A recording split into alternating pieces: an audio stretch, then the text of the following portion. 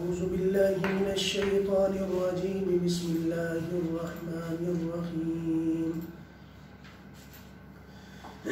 اتل ما أوحي إليك من الكتاب وأقم الصلاة إن الصلاة تنهى عن الفحشاء والمنكر ولذكر الله أكبر والله يعلم ما تصنعون ولا تجادلوا أهل الكتاب إلا بالتي هي أحسن إلا الذين ظلموا منهم وقولوا آمنا بالذي أنزل إلينا وأنزل إليكم وإلهنا وإلهكم واحد ونحن له مسلمون وكذلك أنزلنا إليك الكتاب فالذين آتيناهم الكتاب يؤمنون به ومن هؤلاء من يؤمن به وما يجحد بآياتنا إلا الكافرون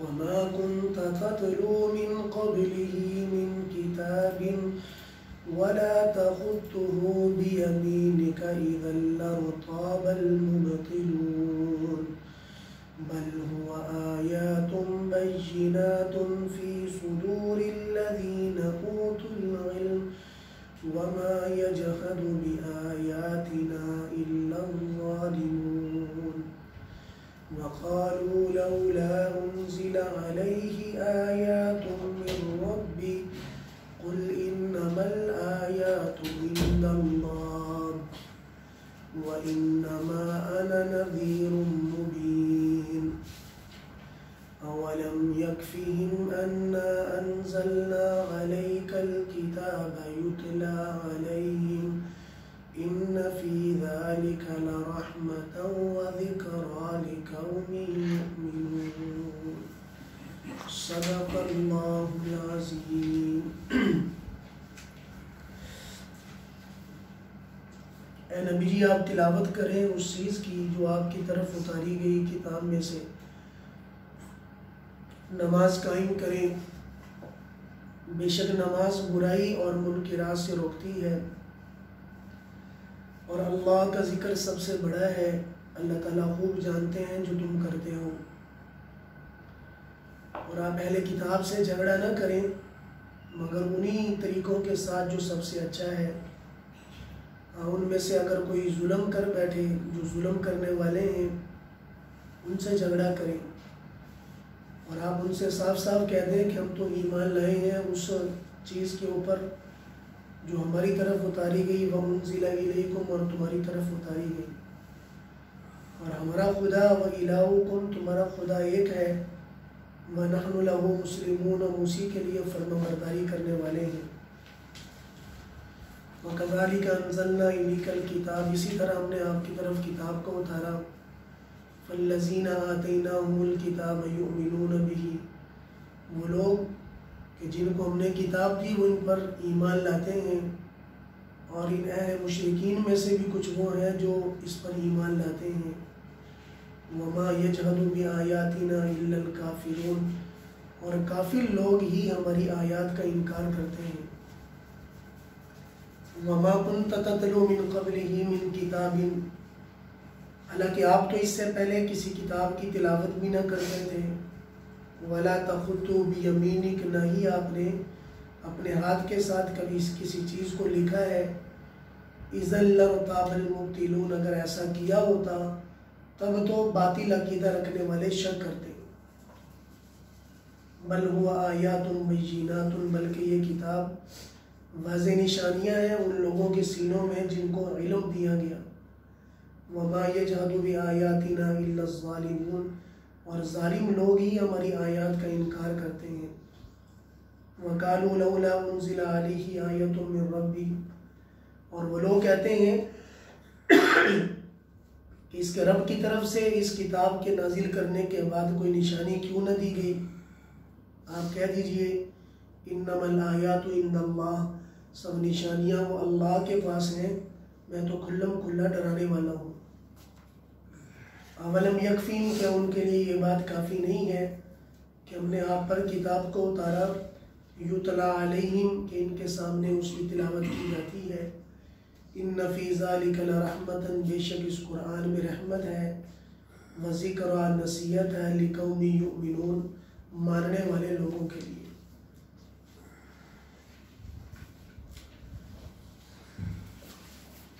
تو ان آیات مبارکہ میں اللہ تعالیٰ نے مشرکین مکہ کو، جو حضور صلی اللہ علیہ وسلم کے بارے میں اکثر طور پر شک رہتا تھا کہ پتہ نہیں یہ کہاں سے کتاب لے کر آئے ہیں، اور بلکہ حضور کو مجنون بھی کہتے ہیں، دیوانہ بھی کہتے ہیں، پاگل بھی کہتے ہیں، حضور اکرم صلی اللہ علیہ وسلم ان سب کے باوجود بھی ان کو دین کی دعوت دیتے رہے۔ اللہ نے فرمایا کہ آپ ان کے سامنے اس چیز کی تلاوت کرتے رہیں جو چیزیں ہم نے آپ کی طرف اتاری ہیں، بس آپ اسی کی تلاوت کریں، مطلب ان کو قرآن پڑھ کر سنائیں۔ قرآن پڑھ کر سنانے کا حکم اس لیے بھی کیا کہ قرآن پڑھنے سے، سننے سے دل میں سکون ہوتا ہے، پڑھنے والے کو بھی سکون ہوگا، سننے والے کو بھی سکون ہوگا۔ یا اس سے مراد سمجھنا ہے کہ اگر یہ سنیں گے تو شاید قرآن کی آیات، ان کے معنی، مفاہیم کو سمجھ کر ان کے دلوں میں اللہ کا ڈر پیدا ہو جائے۔ تو اس لیے فرمایا کہ آپ ان سے الجھے نہیں، بس آپ ان کو قرآن پڑھ کر سنائیں۔ اس لیے حضرت صدیق اکبر رضی اللہ تعالیٰ عنہ، میں نے پہلے بھی سنایا تھا کہ جب بہت زیادہ تنگ ہو گیا تو مکہ کو چھوڑ کر چل دیے۔ راستے میں ملک شام کے بارڈر کے اوپر ایک آدمی ملا جس کا نام ابن دغنہ تھا، پوچھا کہ آپ کہاں چھوڑ کے جا رہے ہیں؟ کہا کہ ہمارے لوگ ہمیں رہنے نہیں دیتے۔ انہوں نے کہا کہ اے صدیق، آپ جیسا آدمی جو ہے نہ تو نکالا جاتا ہے نہ وہ کسی کو نکالتا ہے، آپ تو کمزور، فقراء، مساکین کو کھلاتے پلاتے ہو، ان کے مددگار بنتے ہو، آپ میرے ساتھ چلو، میں ان سے جا کے بات کرتا ہوں۔ واپس لے کر آیا اور آ کر ساری بات ان سے کی۔ تو انہوں نے کہا ٹھیک ہے، بس آپ ابو بکر سے ایک بات کہہ دیں کہ یہ گھر میں بیٹھ کر قرآن پڑھیں، جو مرضی کریں، ہمیں اس پہ کوئی اعتراض نہیں، اور یہ قرآن اونچی آواز میں نہ پڑھا کریں، کیونکہ ہمیں اپنے بچوں کے اوپر، اپنی بیویوں کے اوپر ڈر ہے کہ وہ اس کا قرآن پڑھتا وہ سن کر اپنا دین بدل دیں گے اور اپنے ذہنوں کو تبدیل کر لیں گے، بس ہمیں اس بات سے ڈر رہتا ہے۔ تو سب سے زیادہ ڈر ان کو اس بات کا تھا۔ اللہ نے فرمایا کہ آپ قرآن بار بار پڑھتے رہیں، بار بار سنتے رہیں، سناتے رہیں۔ قرآن کا صرف پڑھنا ہی عبادت ہے، سننا بھی عبادت ہے، کہ اللہ اس آواز کو جہاں جہاں تک قرآن کی بولی جائے گی، پڑھی جائے گی، اللہ پاک وہاں کی فضاؤں کو بھی برکت کے اندر تبدیل کر دیں گے، وہاں سے حالات کو بہتر کر دیں گے۔ جس جگہ میں قرآن پڑھا جاتا ہے، فرمایا کہ پریشانیاں وہاں پر نہیں آتی، برکتیں آیا کرتی ہیں، اور تنگیاں اور جسے کہتے ہیں کہ بے روزگاری، یہ سب چیزیں وہاں سے اللہ پاک ختم کر دیتے ہیں۔ اتل ما اوحی الیک من الکتاب، کہ آپ بس ان کے سامنے وہ قرآن پڑھتے رہیں جو قرآن آپ کی طرف اتارا گیا۔ پھر قرآن کے بعد دوسرا حکم کیا ہے کہ نماز قائم کریں، واقیم الصلاۃ، نماز قائم کریں۔ قائم کرنے کا مطلب ہے اہتمام سے نماز پڑھیں، کہ جب اذان کا وقت آ جائے اذان سنو اور سن کر نماز کو پورا ادا کرو۔ فجر سے لے کے شام تک، پھر وتر سمیت سب نمازیں پڑھنا یہ مسلمان پر فرض ہے۔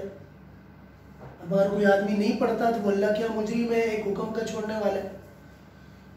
نماز پڑھنے سے کیا ہوگا؟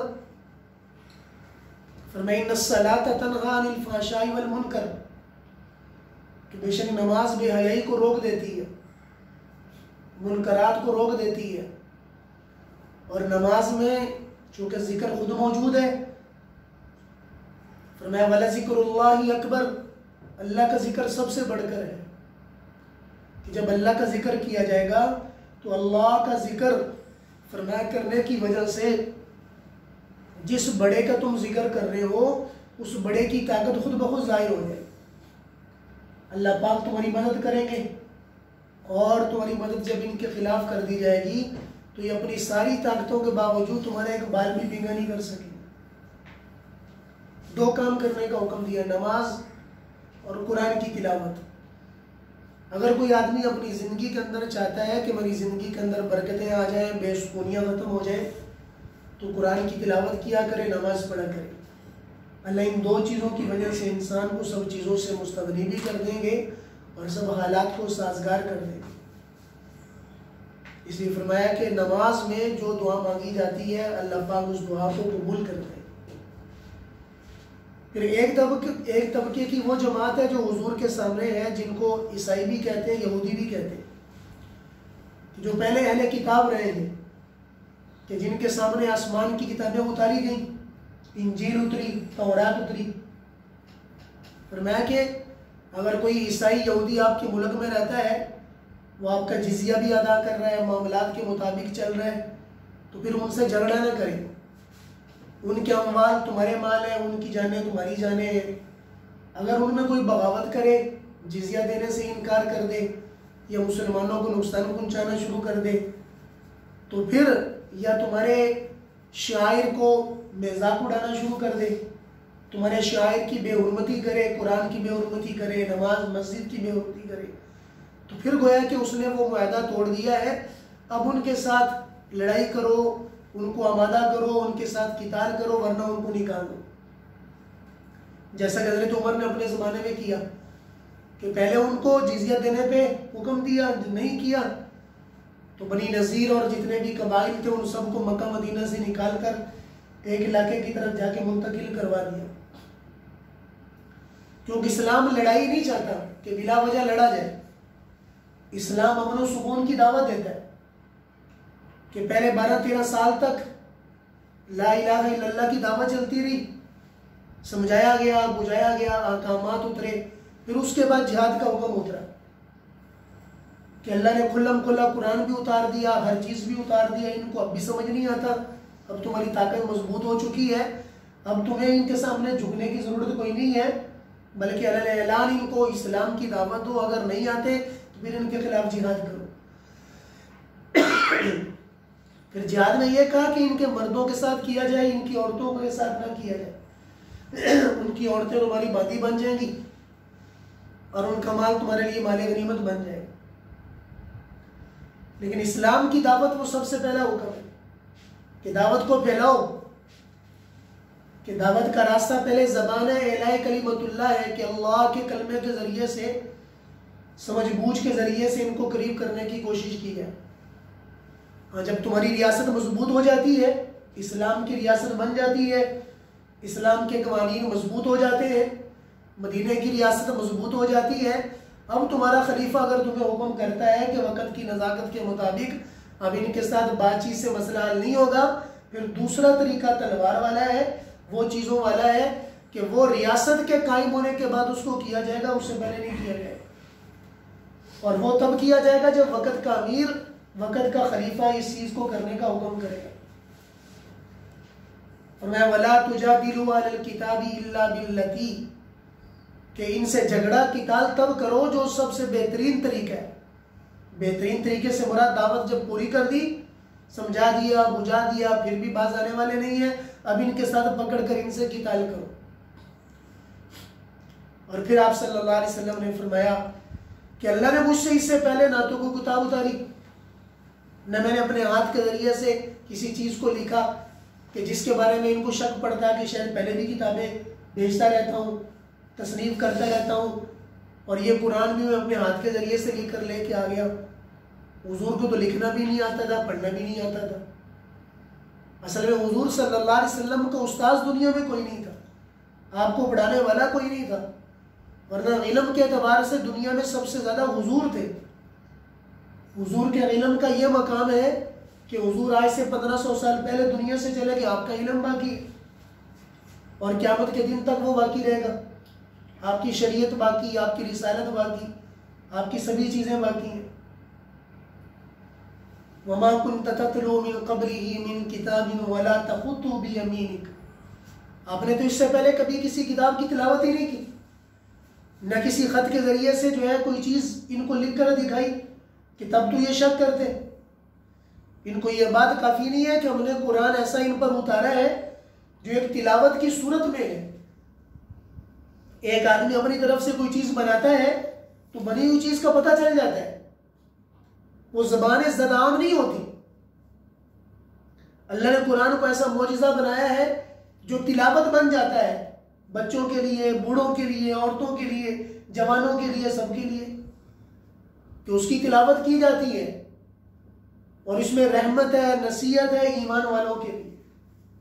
تو اس لیے میرے عزیز دوستو، اور پھر یہ کہا کرتے تھے چلو جی ٹھیک ہے ہم مان لیتے ہیں کہ قرآن اللہ کی کتاب ہے، اللہ نے اس کے ساتھ کوئی دلیل کیوں نہیں دی؟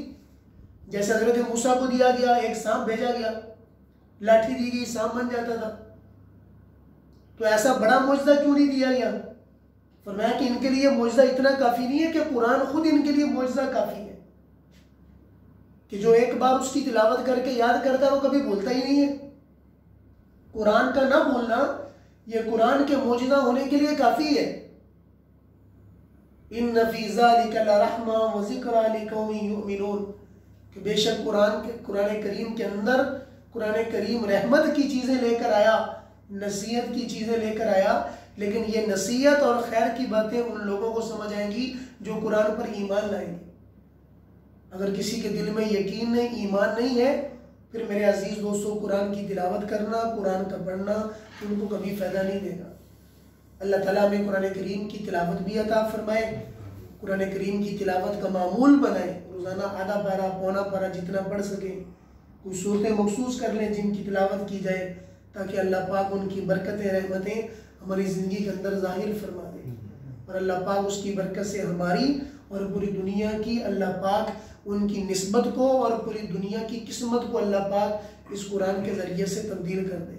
وآخر دعوانا الحمدللہ رب العالمین.